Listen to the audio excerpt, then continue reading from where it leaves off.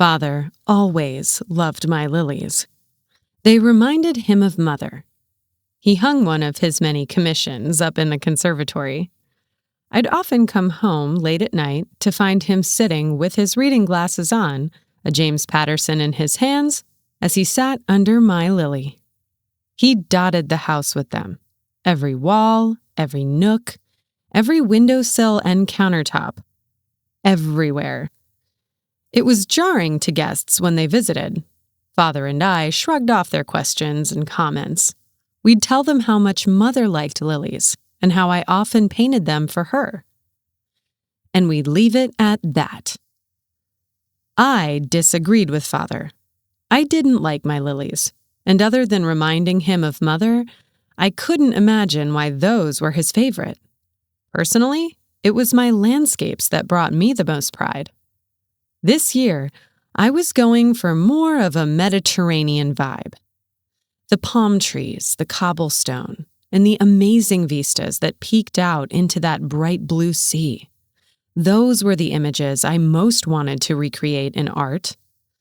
They were more challenging than Africa by far, and when I went through my Asian landscapes phase, only the uniqueness of the Japanese cherry blossoms and Chinese architecture were as challenging as the Mediterranean.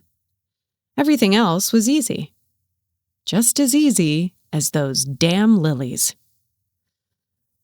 But it made Father happy, so I did it. 1 lily a week was enough to suffice for him. Tears would trickle down to the corners of his beaming smile as he accepted them. He never sobbed, he never broke down, but I could tell it made him so happy. That was what made them all worth it to me. It had been so long since I'd seen that smile. Right after Mother, he forced himself to work. It seemed abrupt, but it got his mind to focus on something other than her, so I encouraged it. His life before had been all about her. Now, it was about me. Moira needs this. Moira wants this. Moira could use this. Moira. He milled around the house like a lost hermit, collecting and scavenging for anything I might need to succeed in my art. The attic was his masterpiece, the fruition of his months of work in the aftermath of Mother.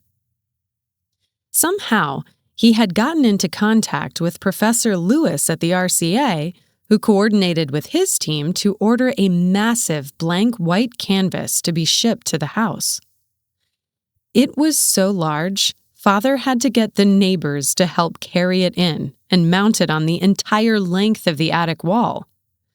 He then ordered gallons upon gallons of paint, dozens of brushes, a new apron, multiple palettes, and everything else a freshman art student at RCA would ever need. All for me. I let him do it. Selfishly because I wanted all that stuff, and unselfishly because I knew it made him feel better. Hell, maybe in some ways it made me feel better too. Professor Lewis called the first couple of weeks to check in on me, but after the 10th voicemail, I think he got the memo. Hi, Moira. This is Professor Lewis from the Royal College of Art. Please give me a call back when you get a chance. I want to check and see how you are doing and talk about next steps regarding this semester. My international number is 020-7946-0747. Thanks. Hi, Moira. This is Professor Damian Lewis calling again from the Royal College of Art. I just wanted to see if you could chat regarding the upcoming semester a month from now. Of course, due to these unique circumstances, please don't feel under any pressure to commit to anything at the moment. All this call will be is a chat to see where your head's at. Give me a call back at 020-7946-0747 at your convenience. Thanks, Moira. Hi, Moira. This is Professor Lewis calling again from RCA. Please give me a call back when you get a chance. Moira, this is Professor Lewis from RCA. I do apologize for calling as often as I have. I completely understand this might not be the time, and I fully intend on keeping our conversation as brief as possible. With the semester only a week away or so, I just want to chat for 15 minutes to talk logistics with you and see where your head is at. Please don't feel pressured to commit. This is only a conversation. Thank you. Hi, Moira. This is Professor Lewis from the Royal College of Art. I was able to make contact with your father, Joseph, and he informed me that you will need some time before committing to another semester. I completely understand, and I want you to know you and your father are in our thoughts and prayers. Please reach out as soon as you feel able, and we look forward to seeing you again soon. Thanks. I wasn't going back. That I was sure of. Father was adamant I do. He had so many ongoing agreements and promises to Chancellor Davies, I couldn't keep them straight. But I was certain he had promised a showing of my work to the German Bundestag when their legislative session was over and they visited in the fall. Out of all of Europe, the Germans in particular took the greatest interest in my work. Father had to talk Chancellor Davies off a ledge when he heard that the Berlin University of the Arts had made an offer to me. It took an in-person visit to the house, which Father and I rarely allowed anymore, to calm Chancellor Davies down. The truth is, I didn't need school. RCA knew it. Berlin knew it. Father knew it. My work was already touring the continents. My Africa landscapes were in Glasgow this weekend, and my Norway landscapes were in South Africa. My self-portraits were over in North America, and my abstracts were in Asia. There was nothing Professor Lewis could teach me that I didn't already instinctively know. The only reason I was at RCA anyway was because of the money they paid for me to be there. An invisible student. A name to put on their website. Hell, I was on the website, wasn't I? Moira Petrovic, famed art prodigy since the age of 8, currently attends the Royal Academy of Art virtually from her home in Sweden. Under the tutelage of Professor Damian Lewis, Moira specializes in landscapes, abstracts, and self-portraits that have dazzled the professional art world. Her latest work has generated £76,000 and has been heralded by The Observer as some of the most important and impactful artwork from the new generation of artists. I got a kick out of picturing just how much hair Chancellor Davies had pulled out of his already balding head every time he looked at the attending virtually part of the blurb. They wanted me back so badly. And it did make me laugh to picture their poor admin stooges getting shouted at by Davies and Lewis, demanding the admins find a way to get me back on campus. But like I said, they needed me. I didn't need them. All I needed was a paintbrush, a canvas, and a palette. All of which Father and the Royal College of Art had generously provided. How many lilies do you think you could fit on there? I jumped. I had been so deep in thought, I forgot the attic door was open. Father stood at the doorway, a sweet smile on his tanned face. The puffiness of his cheeks as well as the smudges of his glasses betraying the crying his smile was surely trying to hide. I'm sure I could do 500. I smiled. 500, he beamed. I would love that, sweetie, but no. No, you are on a quest for the Mediterranean. The lilies will have to wait. He turned to leave, and I called out to him. Yes, honey. Thanks for all of this. This was really nice of you to put together for me. Of course, sweetie. It's what your mother would have wanted. I'm happy to see you using it already. He gave one last goofy smile only a father could give and headed back downstairs. I turned to the canvas. The sheer size of it took up the entire length of the room from wall to wall.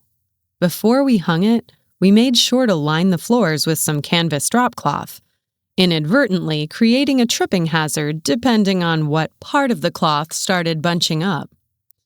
This drop cloth had been around for so long now, the greens of Asia, the yellows and browns of Africa, the blacks of skies over South America, and all the other colors from paintings gone by were so muddled and mixed, the cloth was pretty much dark brown now. Paint flaked and flicked off the cloth the moment you stepped on it. But I was unworried about making a mess. Father had given me express permission to do whatever I wanted with the room, even if that meant I'd make a mess. And that was my studio. A canvas, a drop cloth, a tiny attic, a stool to sit on, and a stack of paint buckets, a brush, a couple palettes. It was quiet, peaceful, a perfect place for painting the Mediterranean. I needed a lot of blues, a lot of whites, and a lot of green for all the trees. So, what did I need first? A figure, probably. Some focal point for the person viewing the art to see. I thought about that for a while. I liked to Google pictures of the landscapes I wanted to paint to get inspiration for the types of settings that were present. For my Africa landscapes, I had fewer people, as the focal points more often than not were animals, rhinos, silhouettes of tigers or giraffes, and wild zebras dotted those paintings. The Mediterranean was definitely more people-focused. I felt like I should maybe do a young family vacationing or an elderly couple who had just arrived from a coastal cruise, or a new husband and wife celebrating their honeymoon right in front of that beautiful blue sea. Or a woman, a single, solitary woman, staring out into the sea, with her hand lightly pressed on the windowsill of her Sorrento suite. Looking away from the viewer, of course. Her face should be obscured. It gave mystery to the woman. She could be anyone. A young girl finding her place in the world. An aspiring actress on a trip to the area, now love-struck over a man she'd met. Or a mother. I paused my sketch on the canvas. No, I shouldn't. I really shouldn't. The idea had been in my head for a while now, but I kept pushing it away.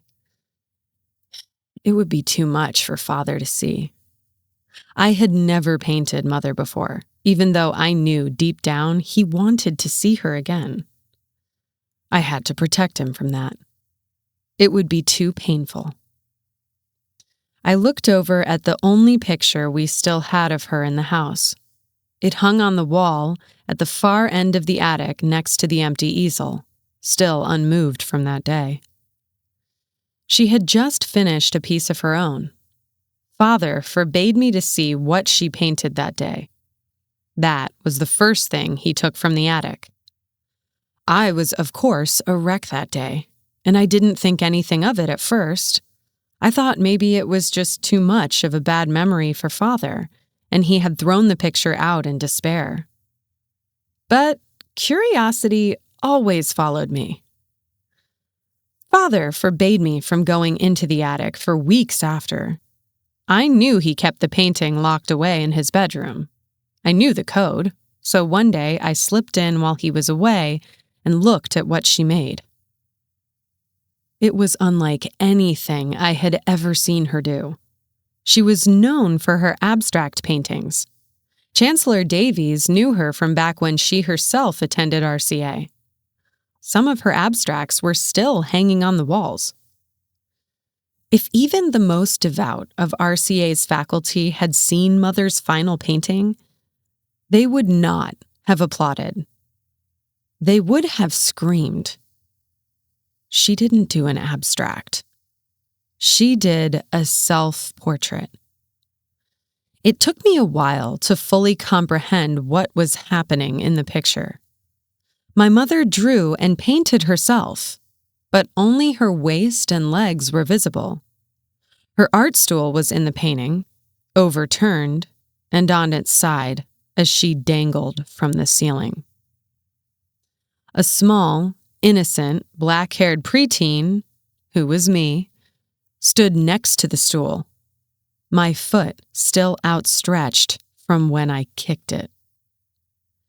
In my mother's final painting, I had helped her in her suicide. So no, maybe I shouldn't paint my mother in the Mediterranean. Father wouldn't be able to handle it.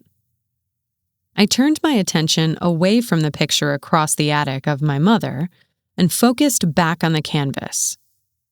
Even as I looked away, that picture across the room still followed me. She was so beautiful then, so happy. I think Father took it with the first camera the two of them owned. Her beautiful raven black hair fell to her shoulders, framing her thin, regal face on either side. Her eyes were vibrant blue, absolutely the most striking part of that photograph. Her red smile was so sincere, a smile long dead in those final years. I couldn't get her out of my head. My first attempt to get past my mother was the honeymooning couple. I sketched a chiseled, buff-looking frat finance bro and his delicate, Instagram-worthy sorority wife, sitting at the windowsill of their suite, looking out at the water. I worked on them for a good 2 hours, sketching and erasing and sketching and erasing as I tried to get them in the right pose. She had to look regal, like she owned the place, like she was the one in charge of her relationship and not the large Chad next to her. I thought of Ashley. I remember the way she carried herself in high school. Just one look at her and you knew all you needed to know. She was rich, she was powerful. She had 2 parents who loved her, an older brother who protected her, and a younger sister who adored her. She got perfect scores on her tests, she was admired by the faculty and staff, and every star member of the football team wanted to be her #1 draft pick. I was so envious of all that. Even now, it all came so easy to her. After an hour, I had her fully sketched out on the canvas, the envy of all us girls, the person we wanted to be. I used lighter colors on her and framed her new groom as a protector alongside her, towering and imposing. They looked so peaceful and serene. I stared at the sketch for several minutes and felt a rush of embarrassment as I realized how much jealousy I was feeling inside just looking at it. How stupid. A simple sketch on a canvas could make me feel the same type of feelings one of Ashley's impeccably captured Instagram posts could. I guess I should feel pride in how strong a reaction a simple sketch of mine was already creating. But I couldn't help but push the pride aside and sit, left with nothing but envy. It could be worse. If I gave Chad even more muscles, or if I added several small, adorable toddlers to the picture, or even if I painted in suitcases full of money and a Tesla parked in the background. I still wouldn't be avoiding the #1 thing Ashley had over me. Her and her mother. They were inseparable. Her mother was practically her twin, 20 years older and with nothing distinguishing her age other than slight smile lines. I'm sure they were so close because her mother had been an exact copy of her when she was in high school. Mrs. Phelps married the high school quarterback, who traded in his jersey for dental scrubs and many, many cars. I remember when Mr. Phelps rented out the entire movie theater in 4th grade for our class for the premiere of Harry Potter and the Goblet of Fire. At that age, I had no idea the kind of flex that was for the Phelps family. An in-your-face display of wealth and prestige that guaranteed Ashley Phelps an unlimited supply of friends for the next 10-plus years. Ashley thrived. and her mother was right there alongside her through all of it. So yeah, maybe I would paint her in the picture. It made sense in context. If Ashley did end up getting married and went for a honeymoon in the Mediterranean, I'm sure her mother would have ended up going too. Sure, she wouldn't be in the same room as her darling daughter and hunk of a husband, but she'd be in the room next door. She'd flitter around the coastline, planning excursions for her daughter and buying designer clothes from apparel stores geared for the rich American tourists that visited the Mediterranean oasis. And unlike most other children, who'd prefer privacy and alone time with their newly betrothed, Ashley wouldn't mind one bit. She'd actually insist her mother come along. So, I started sketching Mrs. Phelps off to the side of the young couple. I placed her on the far left side of the canvas. Her face was turned toward them, a loving smile on it. Once I finished sketching her, the pre-work was done. I had the scene just how I wanted it, and I could begin painting. I started with the interior of the room. I liked to leave the figures in the painting to the very last. They were the hardest part of any painting because they were where the viewer's eyes would focus. The subjects of the painting had to be perfect, and I liked to worry about them at the end. So I worked on painting the red of the carpet, the tan yellow of the windowsill, the shadows of the three figures, which had to be faint yet still present. I spent a good hour or so touching up a difficult vase and flowers that I had situated just to the left of Ashley. I didn't even realize I was painting a lily until I was adding in the streaks of yellow and green paint that rose from the center of the flower, enveloped by the white tips around it. Father would smile. Yet another lily had found its way into one of my paintings. "Moira!" Something was wrong. I couldn't figure it out, but Mrs. Phelps' smile seemed off, almost a frown. She was looking right at Ashley, which would obviously bring a smile to her face. Not just a smile either, she'd be beaming. But she wasn't. That trademark wealthy, holier-than-thou smile was a frown, and I couldn't figure out why.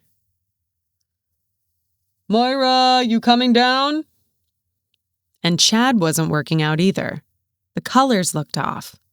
He didn't look like he belonged in the picture anymore. Mrs. Phelps and Ashley looked fine.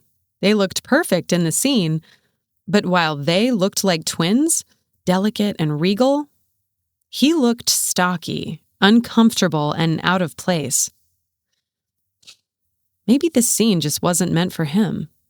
Maybe this was a mother and daughter scene only. I decided to paint over him. "Moira, dinner is getting cold." Father entered the attic right as I threw my brush down in frustration. "Moira?" He was standing in the threshold of the attic doorway, a plate of spaghetti and meatballs in his hands. His eyes darted back and forth from me to the picture as he pieced the scene together. "Hi, Father." What's this? Is this you and Mom?" "What?" I exclaimed, throwing my hands up in embarrassment in front of the canvas, as if Father had just walked in on me changing. No, it's not done yet. I'm still working out the kinks, that's all." "She looks just like when I first met her," Father said, staring wistfully at the painting. "Well, it's not her, so who is she then? Her twin?" "It's supposed to be... Never mind." "No, sweetie, it's okay. You can tell me. I know you're still working on it. It'll look like whoever you want it to look like." "It's based off of... do you remember Ashley?" "Ashley?" "Yeah, Ashley Phelps from grade school and high school. Oh, yeah, I remember her. She was the rich one, right? Her dad was your dentist when you had all those cavities. Father laughed. Yeah, well, I wanted to paint a honeymoon scene, and I based the couple off of Ashley because I'm sure she has a husband by now, and I'm sure they would be the type of people that could afford a honeymoon in Croatia or Greece. She just seemed like she'd fit, and then her mother was always with her, so I figured I'd throw her into the mix too. But honey, Father started, still perplexed by the picture as he walked toward it. Didn't Ashley have blonde hair? This girl's hair is your color, black. I felt a rush of anger take over me before I realized he was right. I painted her hair black, just like mine. Why did I do that? And Mrs. Phelps had blonde hair too, Father said, but this woman's hair is black. What the hell? I didn't realize, I guess. I was just really focused and I don't know, I stammered. Well, you'll figure it out, honey. I see you squeezed a lily in there too. Seems like your mother is trying to get into this picture any way she can, Father laughed. He handed me the plate of spaghetti and meatballs and said something about the food getting cold and me needing to do better about eating regularly or something that I barely took in. He went back downstairs, leaving me standing dumbfounded in the attic as I stared at the perplexing picture in front of me. It took me a while, but I figured it out. I had started on the figures too early. I wasn't done with the background and foreground yet. I probably was just so into my own thoughts at this point that I mixed up colors. That would be easy to fix. Mrs. Phelps' hair would be blonde again, and so would Ashley's. Easy fix. So I pushed the thoughts aside and continued my work on the rest of the scene. I wanted the room to look like the kind of room Ashley and her mother would really stay in. So I spent a bit of time on my phone Googling the various suites the Mediterranean vistas in Croatia, Greece, and Italy had to offer. The most common things I noticed were the 4-poster beds and the white tile. Nearly all of the suites had this style.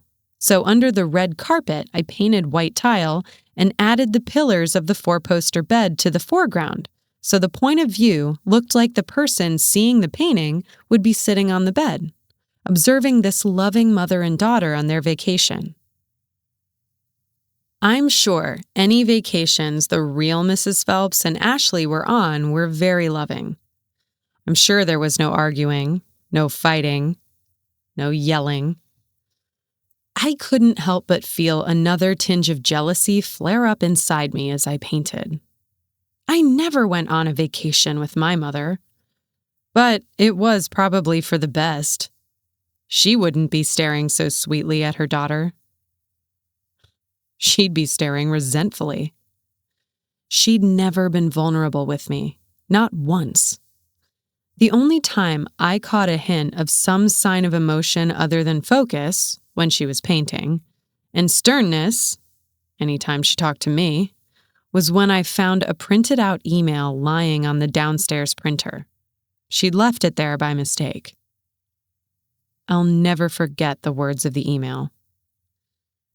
Dear Miss Petrovic, thank you for meeting with me this past week. I enjoyed getting to know you better, and I feel like we really made a nice connection and real progress in this latest session. Per your request, I'm putting in writing the dosage I recommend you take for Lexapro. Take one 10 milligram tablet once a day in the morning with food. Please stick to this dosage. Any excess use has been shown to increase instances of suicidal thoughts, trouble sleeping, changes in mood, and other undesirable side effects. Please give me a call at 4177-555-4367 if you have any questions. Sincerely, Dr. Hugo Larson. This was the first time I realized something was wrong with Mother. Like I said, she was always so stern and focused. I just assumed that was her default. I had no idea she was suffering from depression, much less depression serious enough to warrant a prescription for Lexapro. I knew she'd be defensive about it, so I didn't dare bring it up to her. So I went to Father. It was the middle of the week. He was cooking lunch, ham and cheese sandwiches, and Mother was in the attic, painting. She was on a tear that day. I think she'd been up there for at least 5 hours at the time I went to talk to Father. Coincidentally, this was the same day I had been accepted to RCA. "Father?" I asked. "Yes, my little prodigy," I remember him saying, still getting a kick out of my acceptance. "I saw something on the printer. A letter from a doctor to Mother." The smile left Father's face. Oh, yes. I think she meant to take that upstairs, dear." "Is Mother okay?" "Yes, oh yeah, she's fine. She's just going through a bit of a hard time at the moment. Like we all do, but listen, Moira, it's nothing to worry about. Your mother is fine and she's taking care of herself." I Googled Lexapro. It's for clinical depression. I didn't even realize she had. "Honey, like I said, your mother is taking care of it. You know how she is. She doesn't like to wear her heart on her sleeve. This is what makes her different from you. You got my emotional intelligence, and you got her actual intelligence." "But why would she be depressed?" I asked. "At least tell me that. I mean, we have everything we could ever want. The house, the family. And I mean, I just got accepted to RCA. They're writing about me in the British papers and everything. My art is touring now. Shouldn't she be happy about that?" "Of course, Moira, of course," Father said, wrapping me in a reassuring embrace. "We are so thrilled for you, sweetie. You make us so proud. You make her so proud, too. She just has a different way of showing it. Who would have thought when we had you, you'd turn into an artist, just like your mom?" "She doesn't seem happy for me. She seems almost mad." "Moira, listen to me. Your mother is proud of you. She's just going through a little identity crisis at the moment. She loves art as much as you do, and I think she is just processing your own success at the moment. She gave up art to have you and raise you. She's just now getting back into it, and she's having a hard time with that. It's not easy coming back to that 15 years after a break. It's like writer's block, but she'll get through it. She's going to be fine, and she's so proud of you, Moira." Your mother is fine, and she's taking care of herself. Your mother is proud of you. She's going to be fine. The words from those days reverberated inside my head like balls in a pinball machine, hitting and ricocheting every which way. I shook my head and tried to focus back on the Mediterranean. Relitigating every past moment of what led up to Mother's final painting would do nothing good for me. I was not to blame in the situation. I knew that. I told myself that every night. So did Father. Mother was sick. She wasn't right in the head. It wasn't my fault. It wasn't my fault. It wasn't my fault. Mrs. Phelps was looking downright sinister now. Her hair was still black. Her frown had turned into a snarl, and her arm was outstretched toward her unaware darling, who was staring out at the sea. What was she doing? Why was she looking so cruel, so miserable, and so angry at her daughter? Why was her hair still black? Gone was the look of wealth, of prestige, of importance from the woman's face. It made me angry, frustrated. I felt like throwing down my palette in defeat right then and there. I couldn't recall any other time where I'd had so much trouble painting a figure. It was as if I were no longer in control of what was happening on the canvas, and I was just along for the ride.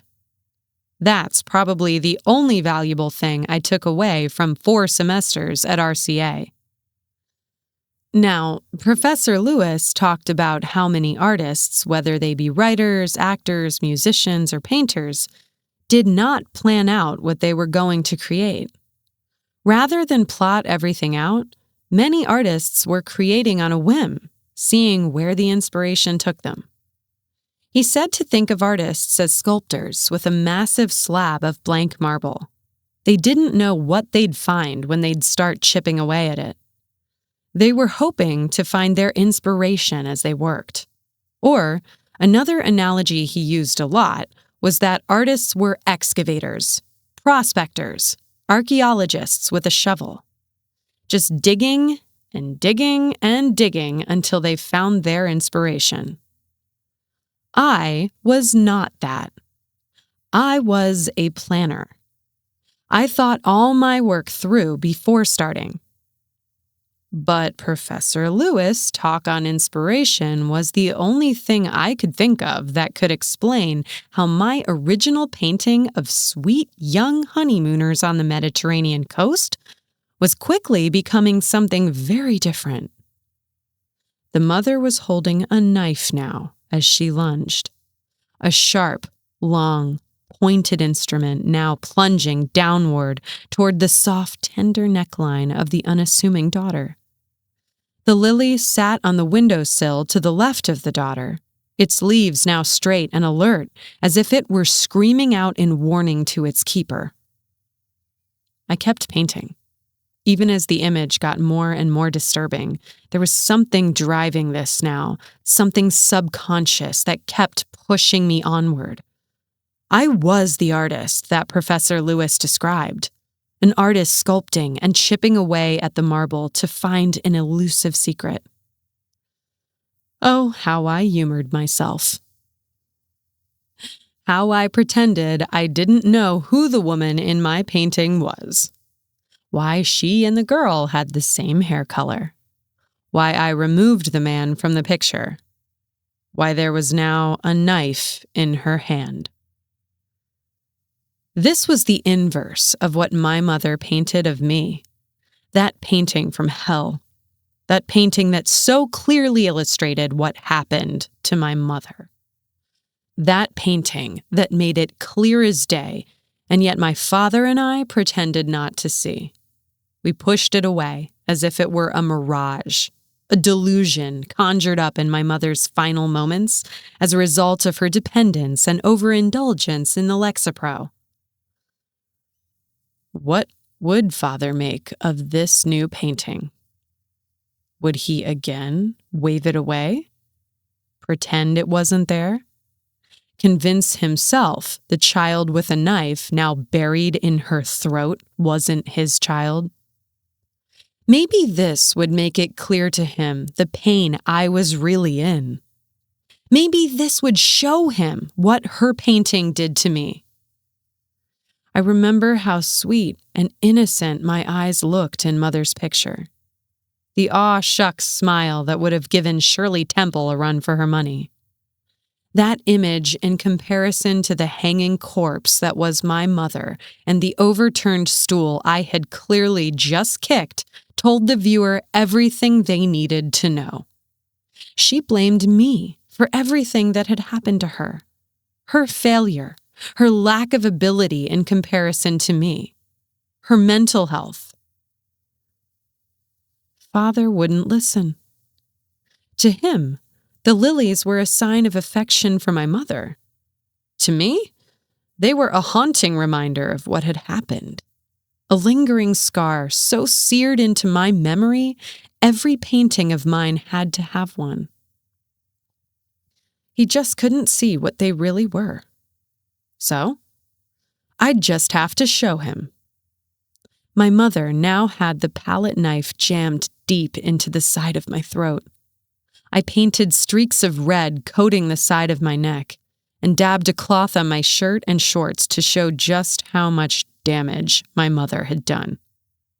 My gaze into the ocean, which had been so serene only moments ago, was now angled downward to the windowsill as my body slumped. My mother's face was now twisted in a smile of rage, just as much as it was a smile of sick satisfaction. I dipped my brush into the red paint on my palette and dotted the space between Mother and I with the spray of blood. A spray so voluminous the pure white lily sitting on the windowsill was now dripping with hot blood. I stepped back from the painting and admired the work, my hands on my hips. I smiled, a smile similar to how my mother must have smiled that day in this very attic when she looked at her final piece. "Father?" I called downstairs, my gaze still on the painting. "Yes, dear," he yelled. "You should come up here. I just finished." "Finished already?" "Yep. I got some last-minute inspiration." "Okay, coming up now." I heard his steps as he made his way up the stairs. "How many lilies did you paint this time, dear?" Father laughed. "You promised me 500 this time." "I only did one this time," I said. "Only one?" "Only one," I replied. "Well, I can't wait to see it," Father said. "It's my best one yet." I smiled.